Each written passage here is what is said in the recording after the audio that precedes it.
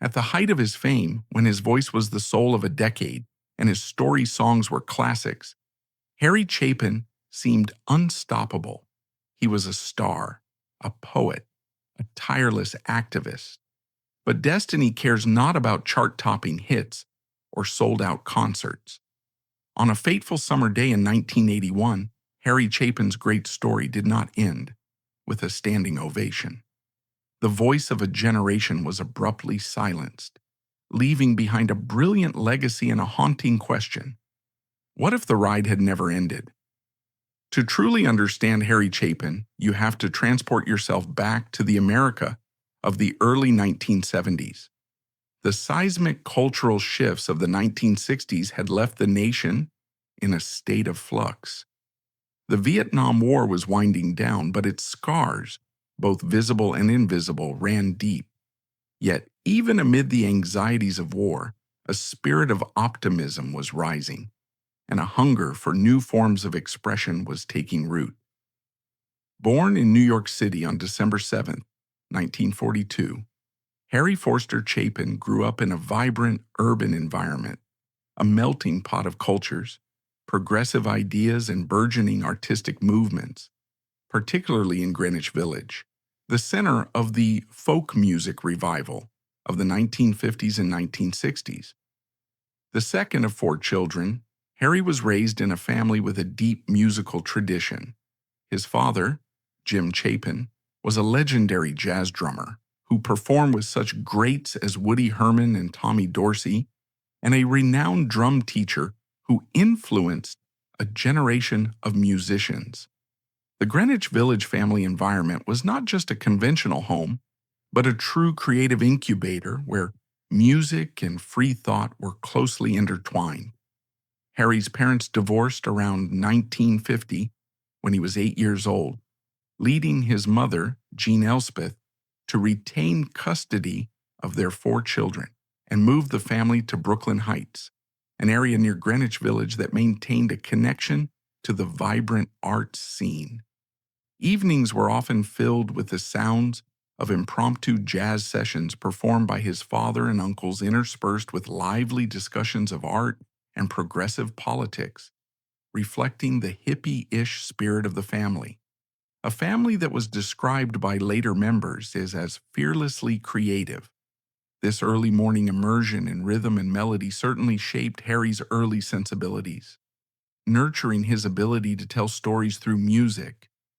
As a teenager, Harry and his older brothers, Tom, Steve, and James, formed the family's first band, the Chapin Brothers, in the early 1960s when Harry was about 18 and had just graduated from Brooklyn Technical High School.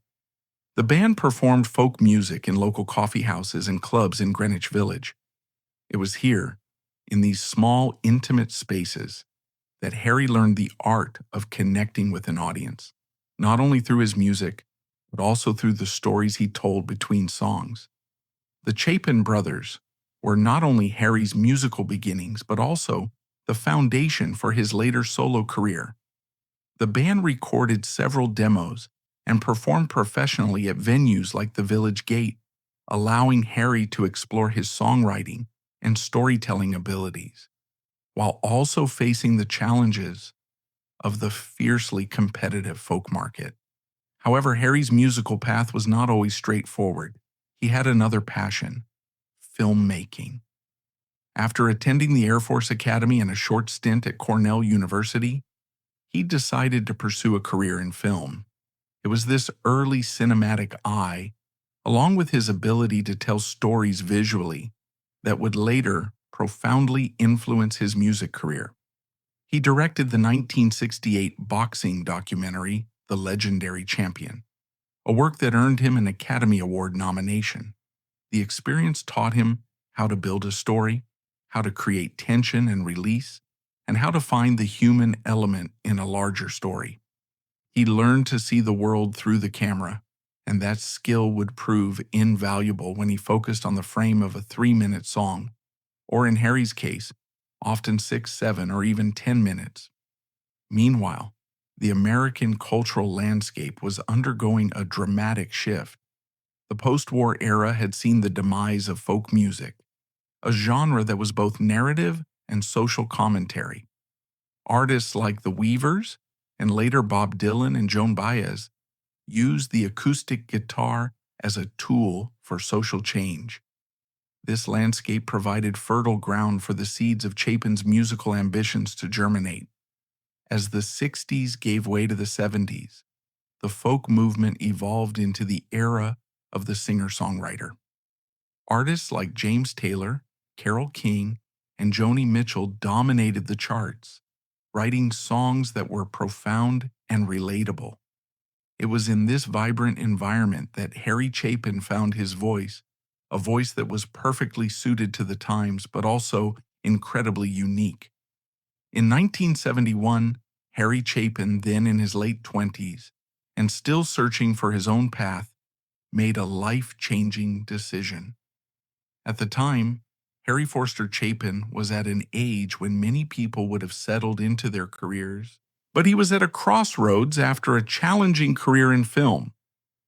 After the success of his 1968 documentary, Legendary Champions, which earned him an Oscar nomination and established his talent for visual storytelling, Harry realized that film, while fascinating, did not provide the financial stability and creative fulfillment he craved. He worked for the production company The Big Fights, editing and directing boxing films, but the uncertain income forced him to take on a side job as a taxi driver to make ends meet. The decision to turn to music was not an impulse move, but a return to his roots.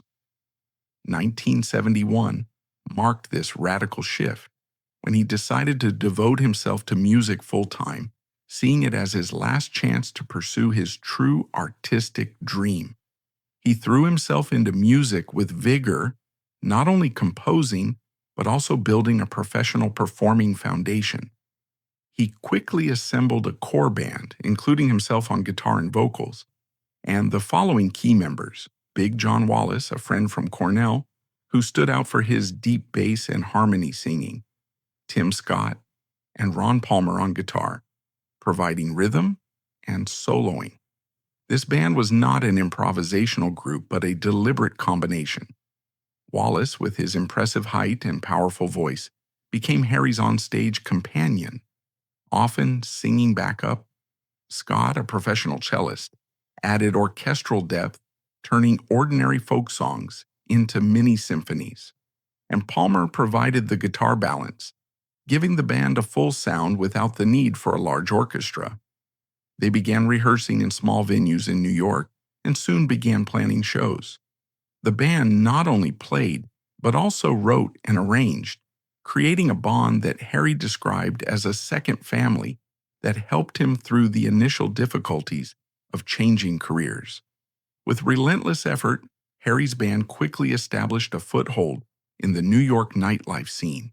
They performed at small venues in Greenwich Village and the surrounding areas, such as the Bitter End, Folk City, and especially the Village Gate, a legendary club that had seen the debuts of many folk artists such as Bob Dylan and Joan Baez.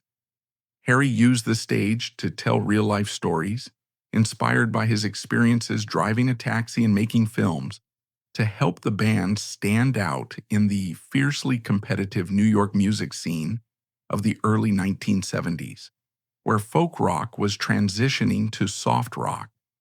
The story of how he got his record deal has become legendary in the music industry, not only because of luck, but also because of Harry's perseverance and natural talent. In 1971, while performing at the Village Gate, Harry caught the attention of music producers. One particular performance became the landmark Taxi, the Harry Chapin Story, by Peter M. Cohn, where Harry performed a lengthy set consisting of original songs to a small audience that included important figures from the recording industry. This performance led to interest from two major labels, Clive Davis of Columbia Records and Jack Holzman of Elektra Records.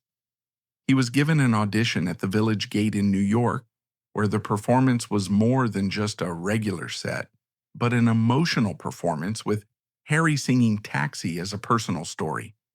This show, which took place in late 1971, attracted a crowd of about 100, but the most important was the presence of Holzman and the Electra Scouts.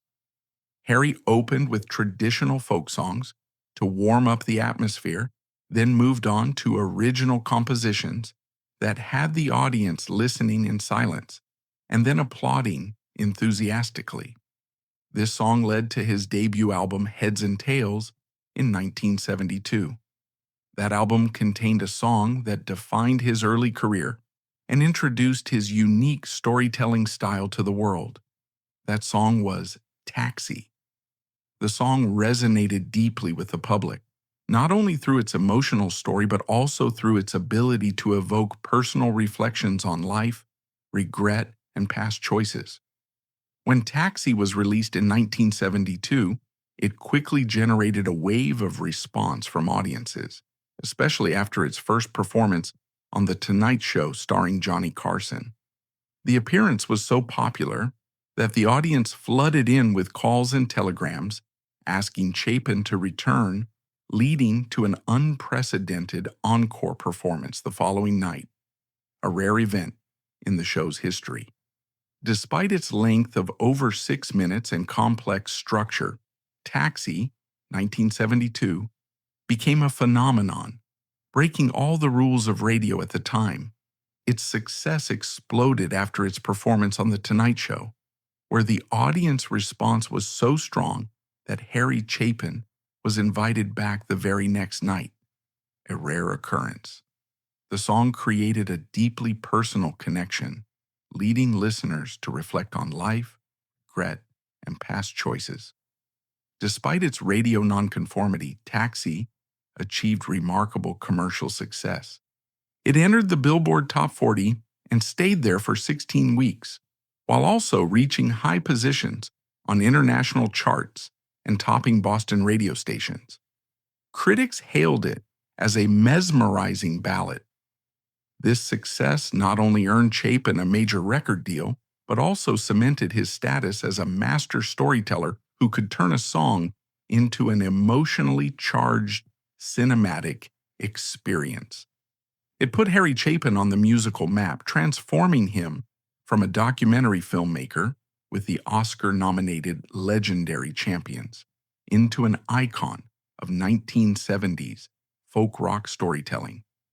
Taxi became his signature song, often used to introduce Chapin in interviews and performances, even influencing his public image with Taxi-related nicknames. That success was no fluke. His second album, Sniper and Other Love Songs, released the same year, showcased his ambition and his willingness to tackle difficult subjects. The title track, Sniper, was a nearly 10-minute epic, a chilling psychological exploration into the mind of Charles Whitman, the sniper in the University of Texas Tower Massacre. It was a challenging, uncomfortable piece of work and completely uncommercial. It showed that Chapin wasn't interested in simply repeating the formula of Taxi. He was interested in pushing the boundaries of storytelling in song. The following year, in 1973, he released Short Stories, which featured another classic narrative hit, WOLD. The song is a series of letters and phone calls from an aging down-on-his-luck disc jockey who sacrificed his family for his career and now drifts from town to town. Again, Chapin had captured a universal experience, the feeling of regret and the price of ambition, and distilled it into a deeply personal story. But it was with his fourth album, Verities and Balderdash in 1974, that Harry Chapin would create the song that would become his most enduring legacy, a song that has transcended time and generations, one that nearly everyone knows, even if they don't know the man who sang it. That song was Cats in the Cradle. What many people don't know is that Harry didn't write the lyrics. They were actually written as a poem by his wife, Sandy. She wrote it after observing the relationship between Harry and his own young son, Josh. She saw that Harry's father, Jim, had been a frequently absent father due to his music career, and now Harry, despite his love for his family, was repeating the pattern with his own demanding tour schedule. Sandy gave the poem to Harry, but he set it aside, too busy to really pay attention. Months later, when their son Josh was born, Harry looked at his infant child, and Sandy's words suddenly rushed back to him. He realized the poem wasn't just about him and his father. It was now about him and his son. In that moment of profound realization, he picked up his guitar and set Sandy's words to music. The song became a global phenomenon. It hit #1 on the charts and became Chapin's signature song. The reason for its success was simple. It spoke a universal truth. It captured the heartbreak of passing time, of missed opportunities between parents and children, and the late-in-life realization that the patterns we swear will break are often the ones we repeat. It became a cautionary tale for parents everywhere. Chapin's career was soaring. He became a massively successful live performer. His concerts weren't just musical performances. They were events. He would be on stage for hours, not just singing his songs, but telling long, funny, and poignant stories behind them. He had a boundless charisma and energy, and he forged a deep connection with his audiences. His 1976 double album, Greatest Stories Live, captured this magic and became his best-selling album, proving that for Harry, the story was just as important as the song. Yet, beneath the surface of his rising fame, another passion was brewing in Harry Chapin, a passion that would soon become an obsession, a calling that would reshape the rest of his life and define his legacy as much as any song he ever wrote. This is the crucial, often understated aspect of Harry Chapin's life, his relentless commitment to social activism, particularly his tireless crusade against world hunger. While many celebrities lend their names to causes, Harry immersed himself completely. He co-founded World Hunger Year, or Y, in 1975 with his friend and radio activist Bill Ayers. This wasn't a fleeting interest. It became a central driving force in his life. The story of their partnership began with an interview. Ayers, then a radio DJ, had Chapin on his show. Their conversation quickly turned from music to global issues, and Ayers challenged Chapin, asking what he was doing with his fame to address problems like poverty. Chapin, struck by the question, turned the challenge back on Ayers. They made a deal. Harry would raise the money and Bill would run the organization. Why wasn't just another charity?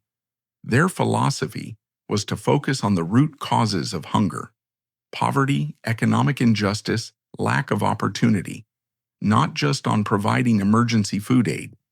Harry famously said, "If a person doesn't feel guilt for world hunger, they haven't understood anything." This wasn't just rhetoric. Harry poured his energy and a significant portion of his earnings into this cause. He made a staggering commitment. For every 2 concerts he performed, 1 would be a benefit concert. Think about that. He voluntarily cut his potential income in half. In his later years, that ratio was even higher. It's estimated that of the roughly 250 concerts he performed each year, more than half were for charitable causes. He raised millions of dollars, not just for Y, but for countless local food banks, shelters, and arts organizations. Friends who knew Harry often spoke of his boundless energy and his almost superhuman ability to juggle his music career with his activism. He was a force of nature, driven by a profound belief that one person could make a difference. There are stories of him finishing a late-night concert and then immediately hopping on a plane to Washington, D.C. to lobby lawmakers the next morning. It was this dedication that led to one of his lesser-known but most significant achievements. In 1977, President Jimmy Carter appointed Harry to the Presidential Commission on World Hunger. Suddenly, The folk singer from Greenwich Village had a seat at the table, able to influence national policy. He approached the role with his typical seriousness and enthusiasm, traveling the country, holding hearings, and helping to draft the commission's final report. He proved that he wasn't just a well-meaning performer. He was a knowledgeable and effective activist. His passion was infectious, and he inspired countless others to get involved in the fight against hunger. One anecdote recounts a time when, after a particularly moving concert where he spoke at length about world hunger, the entire audience spontaneously took up a collection, moved by his sincerity and conviction. These weren't just fans enjoying a show. They were people being awakened to a global crisis by a man who truly cared. However, this relentless pace and his unwavering commitment to so many different endeavors sometimes created friction and presented its own set of challenges. Balancing the demands of a successful music career with the immense responsibilities of leading a major nonprofit organization took its toll. His wife, Sandy, his most trusted partner and collaborator, would later speak of the cost of Harry's dedication. She was fully supportive of his work, but she also watched him push himself to the brink of exhaustion. His schedule was brutal. He often slept for only a few hours a night, living on adrenaline and an unshakable sense of urgency. He was always on the move, always with another phone call to make, another concert to play, another politician to convince. His personal relationships sometimes strained under the weight of his commitments. He missed many family moments, a painfully ironic fact for the man who wrote Cats in the Cradle. He was aware of this contradiction, and it weighed on him. The drive that made him so effective in his activism and so compelling as a performer also meant that he often pushed himself and those around him to their limits. This complexity, this interplay between his extraordinary dedication and the potential personal cost, adds another layer to our understanding of Harry Chapin. He wasn't a saint. He was a deeply flawed, but ultimately deeply good human being, striving to make a real difference in the world. The consequences of Harry Chapin's life are far-reaching and continue to resonate today. His music, with its rich storytelling and emotional depth, has influenced generations of songwriters. But perhaps his most enduring legacy lies in his pioneering work in the fight against hunger. Why Hunger? The organization he co-founded continues its vital work, a testament to Harry's vision and dedication. The organization has supported countless grassroots initiatives and continues to advocate for systemic change to end hunger and poverty. His legacy also lives on in other institutions like the Harry Chapin Food Bank in Florida and the Harry Chapin Foundation, which continues to support arts and education programs. He proved that a celebrity could use their platform to create sustainable long-term change. It was a hot summer afternoon on July 16, 1981, a day like any other in the restless life of Harry Chapin. He was in his usual routine, rushing, on the move, on his way to a cause larger than himself. The destination this time was Eisenhower Park on Long Island, where thousands of fans were gathered on the lawns awaiting another free concert he had promised to perform. He was driving his familiar blue Volkswagen Rabbit down the Long Island Expressway, a notorious stretch of concrete that any New Yorker knows is a place of chaos and unpredictability. According to later reports, something was wrong.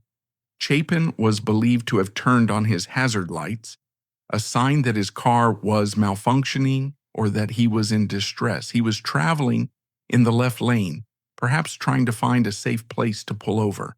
In a terrifying moment of shattered metal and chaos, a truck slammed into the tiny Rabbit from behind. The impact pushed Chapin's car forward, causing a chain reaction and, most importantly, rupturing the gas tank. The Volkswagen instantly burst into flames. Other drivers bravely stopped, pulling him from the blazing wreckage before the flames could consume everything. Paramedics arrived almost immediately, working desperately to save his life as they rushed him to a nearby hospital. But all was in vain. The news initially spread as a tragic but simple story. Harry Chapin had died in a horrific car accident. But a subsequent autopsy revealed something even more heartbreaking. The official cause of death was not the injuries from the accident. Harry Chapin had suffered a massive heart attack. The main blood vessel leading from his heart, the aorta, had been torn. The man with the seemingly limitless heart, who devoted his life to healing the world, died of a broken heart. He was only 38. The death of Harry Chapin sent shockwaves. It was not just the passing of a musician, it was the sudden silencing of a moral voice, the end of a mission. The irony was cruel and profound. The man who had spent his life fighting for the lives of others, who had rushed from one charity concert to the next, had died on the way to one more good deed. His relentless race against time had ended. And for a world that still had so much to repair, the silence he left behind was almost unbearable. In 1987, Harry Chapin was posthumously awarded the Congressional Gold Medal for his humanitarian work. It is one of the highest civilian honors in the United States, a fitting recognition for a man who gave so much of himself to his fellow human beings. He once said, "When I perform, I want to make a difference." There is no doubt that he did. Though his time with us was too brief, the echoes of his music and the impact of his activism continue to resonate, reminding us of the power of one person to make a truly significant difference. He left the stage far too early, but the story of Harry Chapin, the singing storyteller with a heart as big as his ambitions, will continue to be told and remembered for generations to come.